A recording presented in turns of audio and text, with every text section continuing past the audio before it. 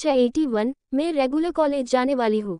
सिया के गाल पर कसी करते हुए राघव बोला, बच्चा, अगर तुम कॉलेज रेगुलर करोगी तो तुम्हारी ही पढ़ाई अच्छी हो जाएंगी और तुम्हारे मार्क्स भी इम्प्रूव होंगे। हाँ, अगर तुम रेगुलर कॉलेज नहीं करना चाहती तो कोई बात नहीं, रात को हम ये बात डिस्कस करेंगे। देखते ही मोम डैड छोटी माँ अपना क्या ओपिनियन देते हैं, फिर उस हिसाब से आगे का सोचेंगे, राघव ने आराम से कहा। और भोली सिया उसके बातों में आ गई। उसे लगा था सब उसके फेवर में ही है तो कोई मसला होगा ही नहीं और वो पहले की तरह फिर से घर से अपनी पढ़ाई पूरी कर लेंगी। बट बेचारी ये बात जानती ही नहीं थी राघव ने उसे मनाने की ऐसी फील्डिंग लगा कर रखी है कि सिया खुद ही उसे हर रोज कॉलेज जाने ले लिए हाँ कह देंगी।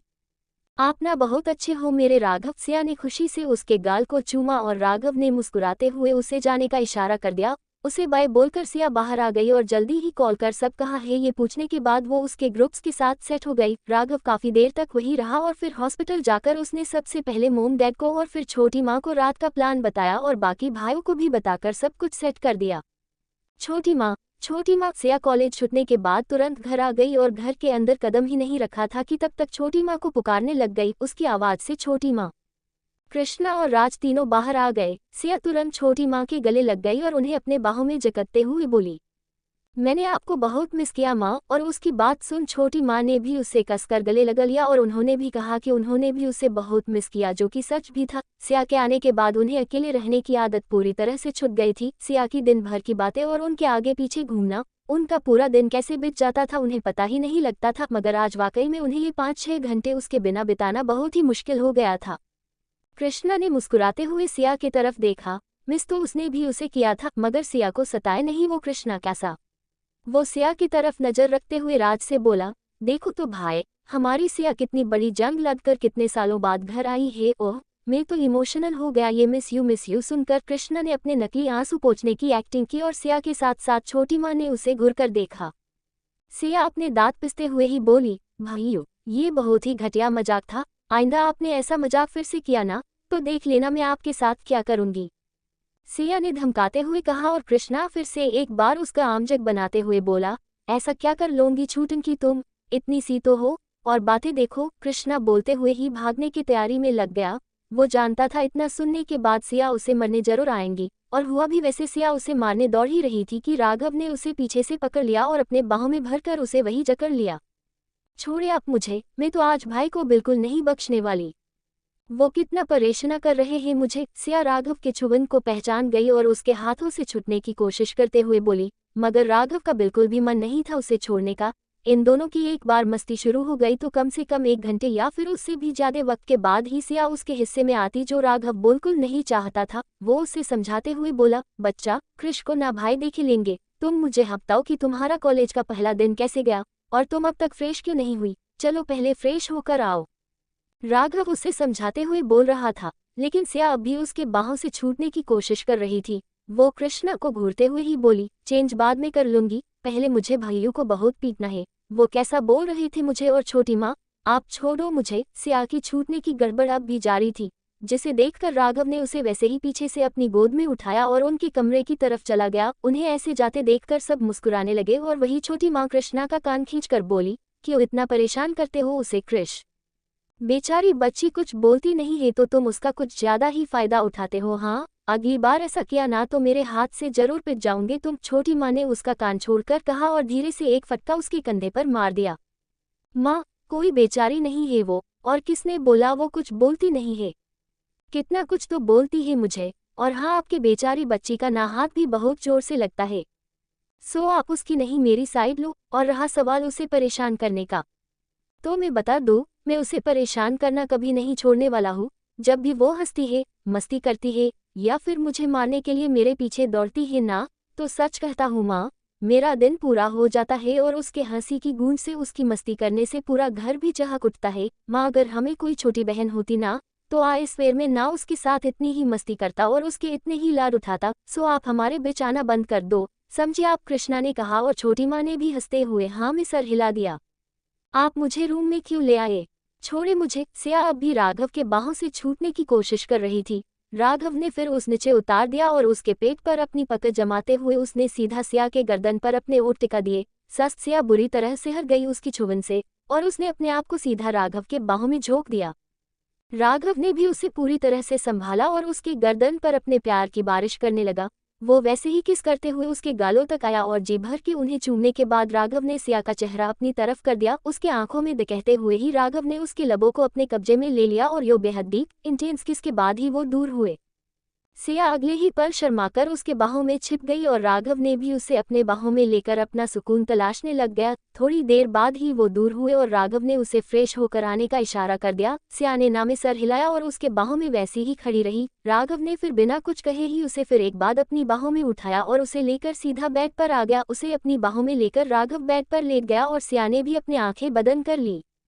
क्या हुआ? राघव ने प्यार से पूछा और सिया झट से बोली, मैंने आपको बहुत मिस किया। और उसने अपने ओठ राघव के गला पर रख दिए। राघव मुस्कुरा उठा उसकी बात सुन और उसकी हरकत पर उसके ओठों के किनारे ऊपर की ओर उठ गए। कुछ देर एक दूसरे के प्रेसेंज को फिल करते हुए सिया ने उसने आज कॉलेज में क्या क्या किया ये सब बता दिया और राघव भी पेशेंस के साथ सब कुछ सुनने लगा। बीच बीच में वो उसके गाल पर उसके सर पर कसी करते हुए उसे कदल भी कर रहा था और सिया को उसकी चुभन बहुत ही अच्छी लग रही थी।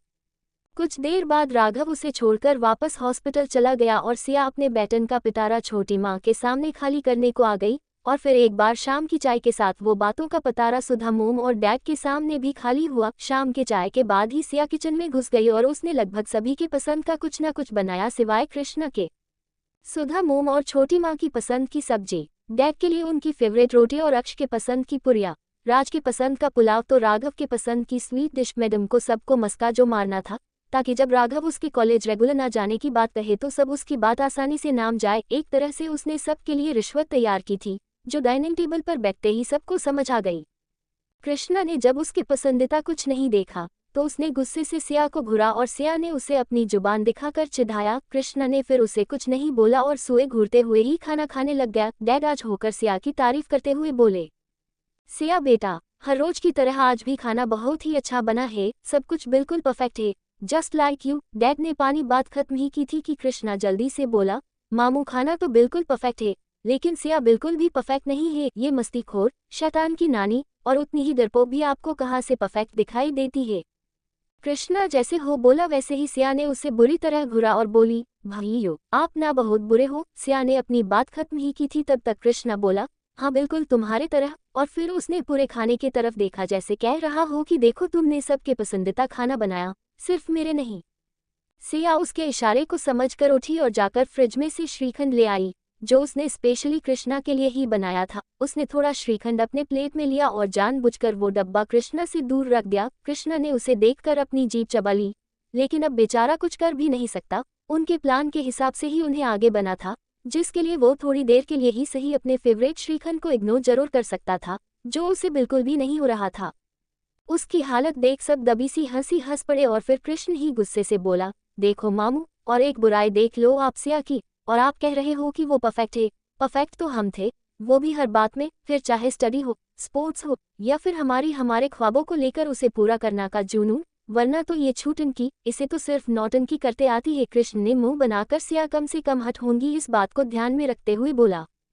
भाई आप, सिया ने मुंह बनाया और आगे कुछ बोलने ही वाली थी कि उससे पहले ही मोम बोली, ये बात तो कृष्ण ने सही कही कविता, सच में हमारे चारों बच्चे बहुत ही होनहार थे और परफेक्ट भी, थोड़ा भी परेशान नहीं किया उन्होंने हमें, और चीज में अव्वल, फिर चाहे स्टडी हो या फिर स्पोर्ट्स। सुधा मोम की बातों से हाँ में हाँ मिलते हुए छोटी माँ ने सबकी बहुत तारीफ की और फिर आगे बोली, हाँ ना भाभी, ये तो आपने बिल्कुल सच कहा, और राघव और कृष्णा ने तो कभी भी अपना पहला नंबर नहीं छोड़ा, पता है सीयू, ये दोनों अपने अपने साल के स्टेट टॉपर्स में से एक है और यूनिवर्सिटी टॉपर भी। यहाँ तक कि राज और अक्ष भी हमेशा फर्स्ट या सेकंड ही आते रहे हैं, और मेडिकल में ये चारों अपने अपने फील्ड के टॉपर है। और ऐसे ही उन चारों की खूब तारीफ हुई, स्पेशली स्टडी रिलेटेड। सिया को इस बात का एहसास दिलाने के लिए कि उसकी जिंदगी सिर्फ इस घर में ही ना रहकर घर के बाहर भी रहे, और जिस तरह से उसने घर में सबका दिल जीता है ना, वैसे ही बाहर भी वो काफी जित हासिल करे, जिसका असर सिया पर दिख भी रहा था।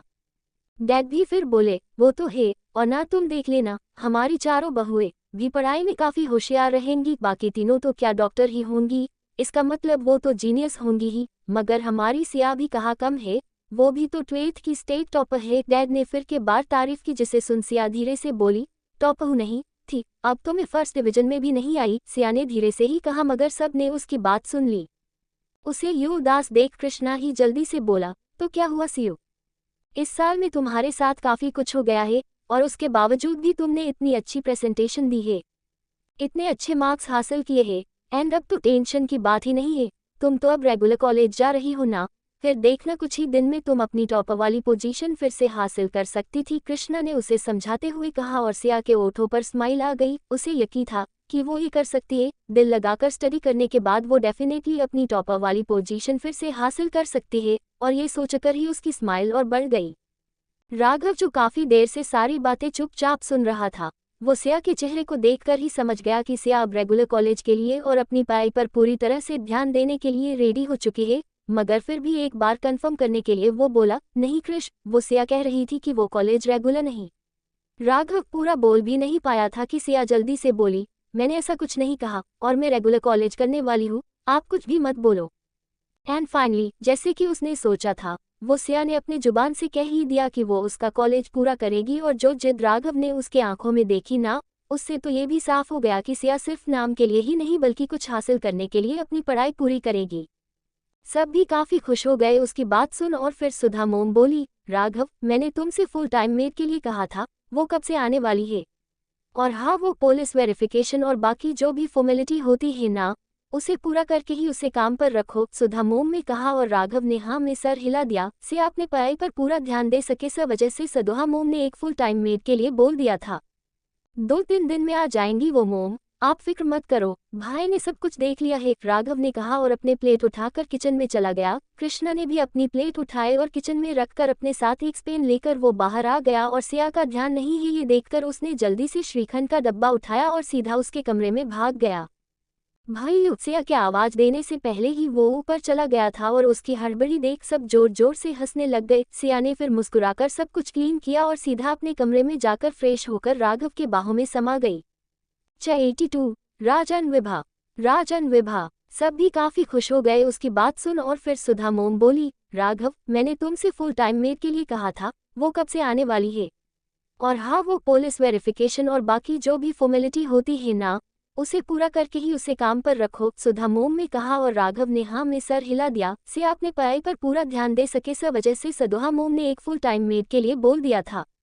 2-3 दिन में आ जाएंगी वो मोम, आप फिक्र मत करो, भाई ने सब कुछ देख लिया है, राघव ने कहा और अपने प्लेट उठाकर किचन में चला गया। कृष्णा ने भी अपनी प्लेट उठाए और किचन में रखकर अपने साथ एक स्पेन लेकर वो बाहर आ गया, और सिया का ध्यान नहीं है ये देखकर उसने जल्दी से श्रीखंड का डब्बा उठाया और सीधा उसके कमरे में भाग गया। भाई, सिया के आवाज देने से पहले ही वो ऊपर चला गया था, और उसकी हड़बड़ी देख सब जोर जोर से हंसने लग गए। सिया ने फिर मुस्कुराकर सब कुछ क्लीन किया और सीधा अपने कमरे में जाकर फ्रेश होकर राघव के बाहों में समा गई। सबकी बात सुन और समझकर सिया ने वाकई में अपने पढ़ाई को सीरियसली ले लिया था। रेगुलर कॉलेज, राघव का बनाया हुआ स्टडी का फिक्स टाइम टेबल, और सबके लिए अपने हाथों से कुछ न कुछ बनाने की सिया ख्वाहिश। दिन कब और कैसे बीत जाता उसे पता ही नहीं चलता था। शुरुआत के कुछ दिन राघव ने तो कभी दूसरे भाइयों ने बारी बारी उसे कॉलेज ड्रॉप किया और उसे सभी रास्तों की अच्छे से जानकारी भी दे दी, ताकि सिया को कोई प्रॉब्लम ना आए। उसके साथ बैठ सिया की 5-6 दिन ड्राइविंग की प्रैक्टिस भी उन्होंने करवा के ले ली, और जब उन्हें यकीन हो गया कि सिया अब अकेले कॉलेज आ जा सकती है, तभी उसे उसकी कार चलाने की और अकेले कॉलेज जाने की परमिशन भी मिल गई, और फिर उसकी अच्छे से स्टडी शुरू हो गई। सिया को वो चाहे वो ड्रेस पहनने की इजाजत थी, यहाँ तक कि सुधा मोम ने भी उसके लिए कुछ जीन्स और टॉप खरीदी करके उसे गिफ्ट दिए हुए थे। राघव और बाकी भाइयों में भी उसे कुछ ब्रांडेड कपड़े लाकर दिए थे, जिसे पहन सिया की खूबसूरती और भी बढ़ जाती। उसके पास की आलिशान कार, उसकी खूबसूरती और उसका वो रहन सहन, कॉलेज के लगभग सभी लड़कों की वो क्रश बन चुकी थी। मगर मजाल ही कि सिया ने किसी के तरफ आंख उठाकर देखा हो, या फिर उसके दोस्तों ने उसके करीब किसी को आने को दिया हो। वो और उसके चारों दोस्त, बस इतना ही ग्रुप था उनका, जिसमें उन्होंने किसी और को शामिल नहीं किया था, और ना ही सिया से बात करने का मौका किसी और को दिया था। सिया के मैरिज लाइफ में कोई प्रॉब्लम ना आए, इस वजह से वो खुद जितना केयरफुल थी ना, उतने ही केयरफुल उसके फ्रेंड्स भी थे। आज संडे था, वो सिया ने आज सभी के पसंद का लंच बनाया था और जिद करके सभी को घर पर खाने को बुलाया भी था। एज यूजुअली सिया ने बने हुआ वो लाजवाब खाना और उसका लुत्फ उठाते हुए की हुई ढेर सारी बातें सबको एक अलग ही सुकून दे गया, और साथ ही में हफ्ते भर की हुई मेहनत और काम से आए हुए आलस्य को उनसे खत्म भी कर गया। वो सभी हॉल में बैठकर सिया की बातें सुन रहे थे, और जब उसने अपना बोलना खत्म किया तभी तीनों भाइयों ने राज की तरफ कुछ समझकर देखा। उनके इशारे को समझकर राज ने गहरी सांस भरी और बोला, मम मुझे कुछ कहना है। मोम डैड छोटी माँ सी यू वो ये कहकर राज ने अपना फोन आगे किया और एक लड़की की तस्वीर सबको दिखाई। सिया जल्दी से वो तस्वीर देखकर बोली, वाओ भाई, ये कौन है? आपकी गर्लफ्रेंड है क्या? और क्या मैं इन्हें जानती हूँ? आई थिंक मैंने इन्हें देखा है। सिया ने फुल एक्साइटमेंट से सवाल किया और उसका सवाल सुन राज ने उसे घूर कर देखा। वो कुछ बोल पाता उससे पहले ही कृष्णा बोला, छुटनकी अपनी एक्साइटमेंट को थोड़ा कंट्रोल कर और भाई की बात पूरी तरह से सुन ले। कृष्णा की बात सुन सिया ने हाँ में सर हिलाया और राज की तरफ देखने लगी गई। बाकी बड़े भी उसकी तरफ ही देख रहे थे।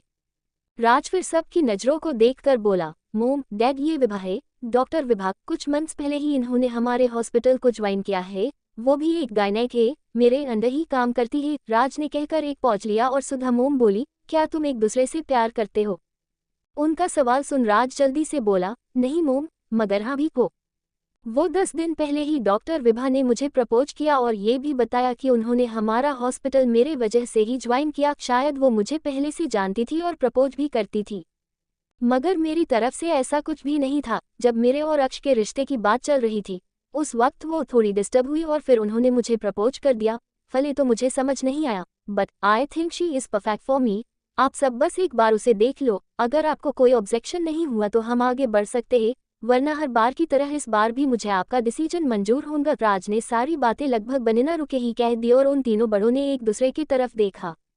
डेफिनेटली उनके लिए राज की खुशी सबसे ज्यादा मायने रखती थी, और अगर वो भी विभा को पसंद करता है तो उन्हें कोई प्रॉब्लम नहीं होती। उनके चेहरे पर की स्माइल ही सबको बता गई कि उन्हें इस रिश्ते से कोई प्रॉब्लम नहीं है। और सबसे पहले सिया ही उछल पड़ी। मुस्कुराते हुए ही वो बोली, ये सब भैया की शादी होंगी, कितना मजा आएगा ना। और सिया की उछलता देख सब भी हंसने लग गए।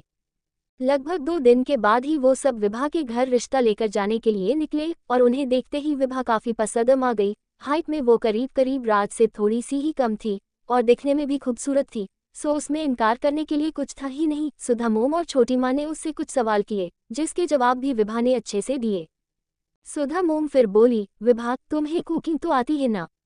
वो क्या है ना, राज और बाकी सबको होटल से ज्यादा घर का खाना ही पसंद है और सिया ने तो उनके खाने पीने के इतने शौक पुराए हैं ना कि उन सबको अब कविता के हाथ का भी खाना पसंद नहीं आता है। सुधा मोम ने जाने अनजाने ही सही सिया की तारीफ की, जिसे सुन विभा को थोड़ा बुरा तो लगा, फिर भी उसने अपने चेहरे पर कोई भाव आने नहीं दिए और आराम से ही बोली, नहीं आंटी, मुझे खाना बनाना नहीं आता है। वो पढ़ाई, फिर इंटर्नशिप और फिर जॉब की वजह से कभी वक्त ही नहीं मिला कुकिंग सीखने के लिए। मगर आप फिक्र मत कीजिए, मैं कुछ दिन में खाना बनाना सीख जाऊंगी। एटलीस्ट बेसिक कुकिंग तो सीख ही जाऊंगी, ताकि आगे चलकर आप सबको अगर हो सके तो कुछ ना कुछ तो बनाकर दे सकूं। विभा ने काफी प्यार से और पेशेंस के साथ कही थी ये बात, जिसे सुन राज को भी काफी अच्छा लगा और सुधा मोम भी सेटिस्फाइड हो गई। कुछ और बातें कर सुधा मोम ने सिया को इशारा किया और फिर सिया ने बाहर जाकर कार में से विभा के गोद भरने का सामान ले आई।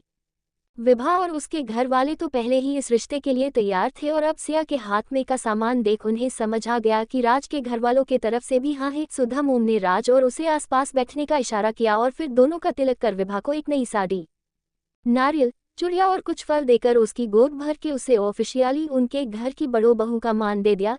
एक एक कर उन दोनों की आरती वह मौजूद सभी लेडीज ने उतार दी। छोटी माँ दूर ही खड़े होकर सब देख रही थी और उनके दर्द को समझकर सिया उनके पास आकर उनका हाथ थाम कर खड़ी हो गई। सिया की हुई इतनी सी पहल और छोटी माँ के ओठों पर बड़ी सी स्माइल आ गई। कहने को तो उम्र में सबसे छोटी थी सिया, मगर समझदार तो वो वहाँ मौजूद सभी से काफी ज्यादा थी। खाना पाने होने के बाद सब ने कुछ देर बातें की और बातों बातों में ही उनके शादी की डेट भी फिक्स हो गई। तकरीबन 1 महीने बाद की ही डेट उन्होंने निकाली थी, जिसे सुन सबकी खुशी का कोई ठिकाना नहीं रहा। सबका मुंह मीठा करने के बाद वो सब घर पर लौट आए और आते ही सिया जल्दी से भगवान जी के सामने गई और उनके सामने मीठा रखकर उनके आगे हाथ जोड़े। फिर सबके लिए चाय बनाकर लाने के बाद फिर एक बार उनके बीच बातों की लहर दौड़ पड़ी। क्या करना है, कैसे करना है, शॉपिंग, गेस्ट और वॉट नोट, कितना सारा काम था और वक्त कितना कम। उन सब ने थोड़ा थोड़ा कर सब डिसाइड कर लिया और उनका इतना ताम झाम करता हुआ देख राज जल्दी से बोला, मोम इतनी ग्रैंड वेडिंग नहीं चाहिए मुझे, हम सब कुछ सिंपल नहीं रख सकते क्या? उसकी बातों का जवाब देते हुए सुधा मोम बोली, नहीं राज, हम सब कुछ सिंपल नहीं रख सकते और उसके पीछे 2 वजह है। पहले ये कि विभा उसकी शादी ग्रैंड तरीके से चाहती है और हमारी बहू का हम इतना सा ख्वाब तो पूरा कर सकते ही है, और दूसरी वजह ये कि राघव की शादी जिस हालत में हुई है उस वजह से गांव में सभी हमसे काफी नाराज हो चुके हैं। और ऊपर से हम इनकी शादी के बाद ना तो गांव गए हैं और न ही गांव के कोई भी रिश्तेदार यहाँ आए हैं। सो तुम्हारी शादी में सिया भी सबसे मिल लेंगी और उन्हें जो भी शिकायतें हैं वो भी हम दूर कर देंगे। सो जैसा हमने डिसाइड किया है वैसा होने दो, सुधा मोम ने कहा। और उनकी बात सुन राज ने हाँ में सर हिला दिया। थोड़ी देर और प्लानिंग करने के बाद जो वो आराम करने के लिए अपने अपने कमरे में लौट गया और सिया किचन में चली गई रात के खाने की प्रिपरेशन करने। डिनर वो होने के बाद सिया उनके कमरे में आई और फ्रेश होने चली गई। राघव भी जब तक आ गया था उसके आते ही सिया उसके गले लग गई और बोली, आई एम सो हैप्पी, भाई की शादी होने वाली है, वो भी इतने जल्दी। मैं अपनी फीलिंग एक्सप्रेस नहीं कर सकती। सुनिए ना, मुझे ना नया लहंगा चाहिए हाँ भाई की शादी में पहनने के लिए, और ना। सिया इससे पहले अपनी शॉपिंग की लिस्ट शुरू करती उससे पहले ही राघव ने उसकी कमर पर अपना एक हाथ रखा और फिर दूसरे हाथ को उसकी लबों पर रख उसे चुप होने को बोल दिया। उसका अचानक छुबन से सिया स्टीव से खड़ी रही और अपलक राघव को देखने लग गई। राघव ने फिर धीरे से उसके चेहरे पर आए हाय बालों को दूर किया और बोला, जो मांगोगी वो सब दिला दूंगा तुम्हें, लेकिन बदले में मुझे क्या मिलेगा? राघव ने नशीली आवाज में ही पूछा और उसके छुबन से आंखें बंद करने की कगार पर पहुंची सिया धीरे से बोली, क्या चाहिए आपको? और राघव मुस्कुराया। उसने सिया के लबों पर से अपना अंगूठा फेर दिया और बिना कहे ही बता दिया कि उसे उसके वो नाजुक, मुलायम, खूबसूरत ओठ चाहिए। सिया ने इजाजत के साथ अपनी आंखें बंद कर दी और उसे समर्पित हो गई, जिसे देख राघव के ओठों पर मुस्कान छा गई और उसने अगले ही पल सिया के ओठों का